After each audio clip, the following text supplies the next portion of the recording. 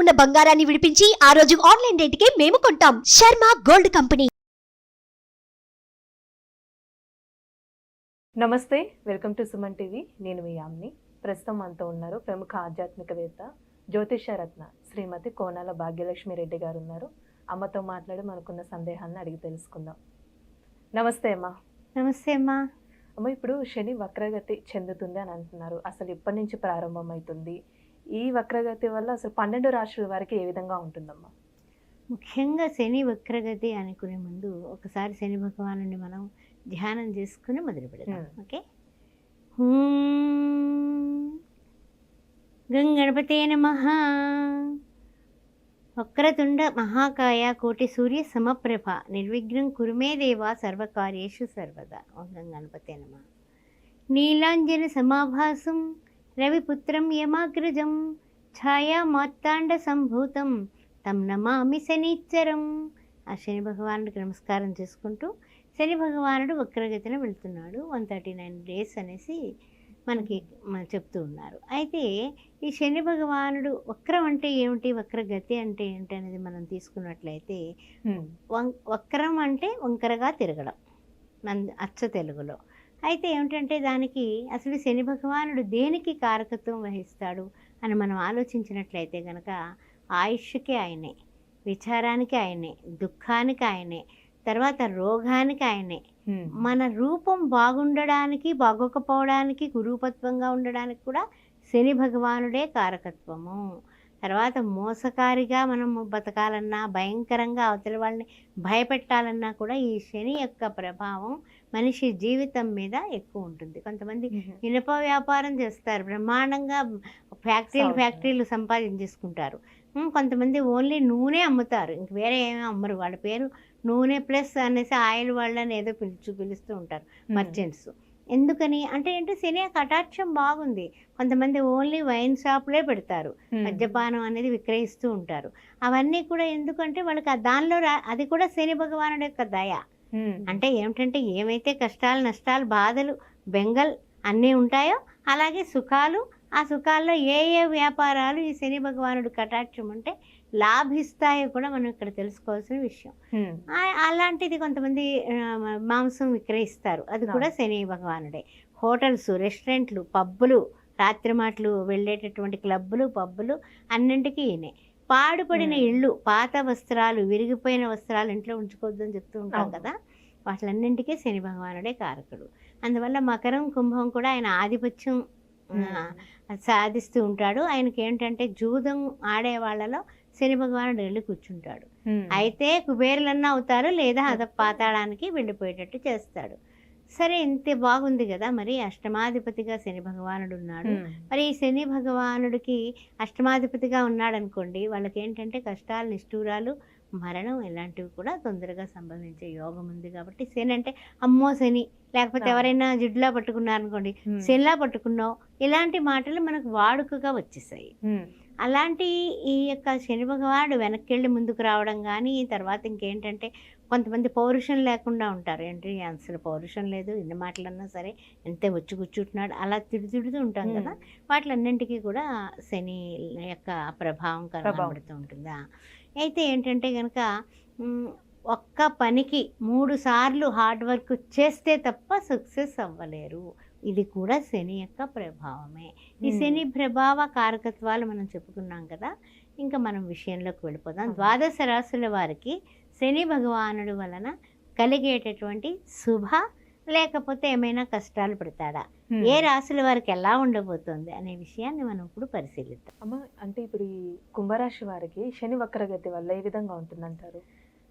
కుంభరాశి వారికి చూసినట్లయితే కనుక ముఖ్యంగా ధనిష్ట 3, 4 పాదాలు, శతభిష నక్షత్రం, తర్వాత పూర్వభద్ర, ప్రథమ, ద్వితీయ, తృతీయ.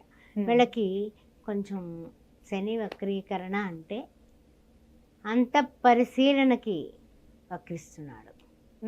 ఏలో తప్పులు, కామ, క్రోధ, మద, మోహ, లోభ, మాత్సర్యాలు ఎన్నో ఉన్నాయి అరిషడ్ వర్గాలకు సంబంధించి. అవన్నీ కూడా నేను తప్పు చేస్తున్నానా, ఒప్పు చేస్తున్నానా, నేను మాట్లాడే మాట ఎలా ఉంది, ఎదుటి వాళ్ళకి బాణంలా గుచ్చుకుంటుందా, మంచిగా మాట్లాడుతున్నాను, ఇలాంటివన్నీ విశ్లేషించుకుని 139 రోజుల్లోని కూడా ఒక ప్రవర్తనలో పరివర్తన తీసుకురావడం అనేది మీరు చేసుకున్నట్లయితే కుంభరాశి వారు అద్భుతమైనటువంటి పరిస్థితులు కడతారు. అందువలన మిమ్మల్ని మీరు ఒక్కసారి రీకలెక్ట్ చేసుకొని ముందుకు వెళ్ళడానికి ఇది ఒక అవకాశంగా భావించండి. అమ్మో, శని భగవానుడు నా రాశిలోనే ఉన్నాడు, రాశ్యాధిపతి వక్రిస్తున్నట్ట, అదిగో వాళ్ళు ఎవరో ఏదో చెప్పారు అద్భుతం అంట, అదిగో వీళ్ళు ఎవరో ఏదో చెప్పారు, అయ్యో కృంగిపోవద్దు, పొంగిపోవద్దు. మీరు మీలాగా ఉండండి. కొంచెం మిమ్మల్ని మీరు మనం చేసే పనుల వల్ల సత్కర్మలు చేసామనుకోండి, మనకేమొస్తుంది? మంచి ఫలితం అనేది వస్తుంది, మంచి ఫలితం వస్తుంది.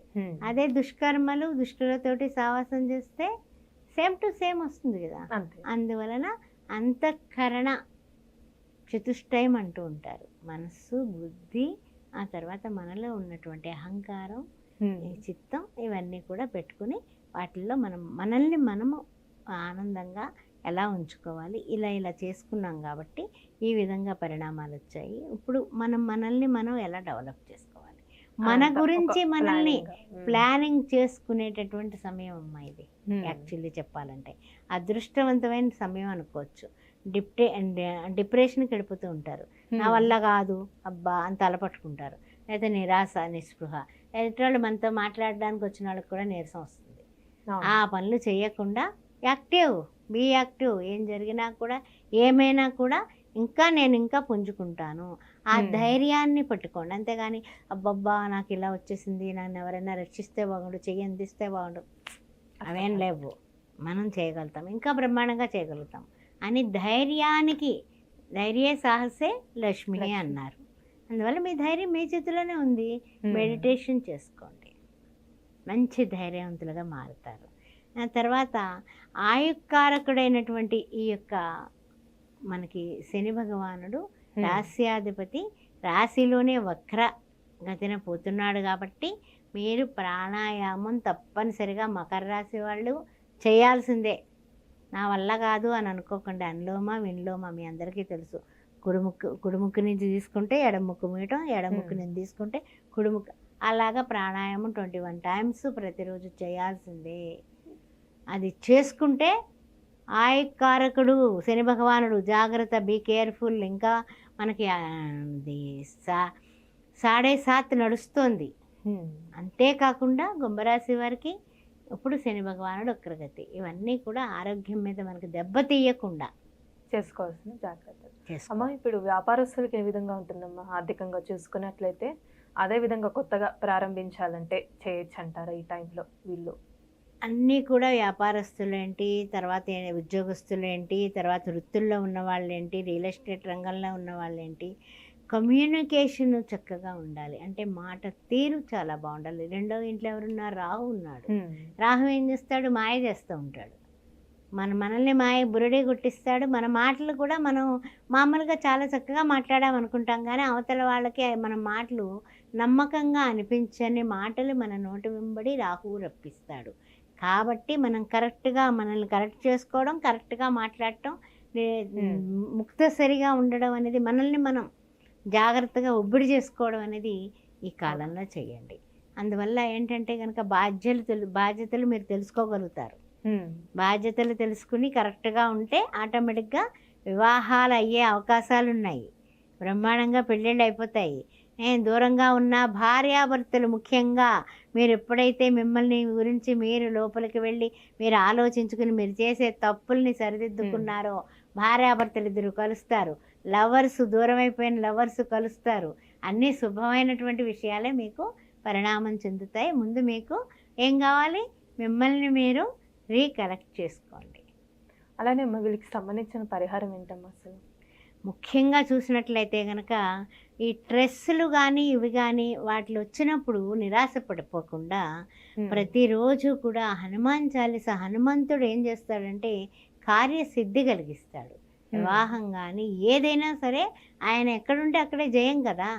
సర్వత్ర విజయభవతి, మనోజవం మారుత తుల్య వేగం, జితేంద్రియం బుద్ధిమతాం వరిష్టం, వాతాత్మజం వానరాయుధ ముఖ్యం, శ్రీరామదూతం మనసా స్మరామి అని ఆయన ఎప్పుడైతే మీరు పొద్దున్న రాత్రి మాటలు పడుకునేటప్పుడు శ్రీ ఆంజనేయం ప్రసన్నాంజనేయం, మార్నింగ్ హనుమాన్ చాలీసా పారాయణం. మీరు చేసి శ్రీరామ అనేది రాయడం మొదలెట్టండి, కుంభరాశి వారికి తిరుగులేదండి. మంచి పరిహారం తెలియజేస్తారమ్మా. ధన్యవాదాలు. శ్రీమాత్రే నమః. సుమన్ టీవీలో మీ పర్సనల్ అండ్ బిజినెస్ ప్రమోషన్స్ కోసం కింది నెంబర్కి కాంటాక్ట్ చేయండి.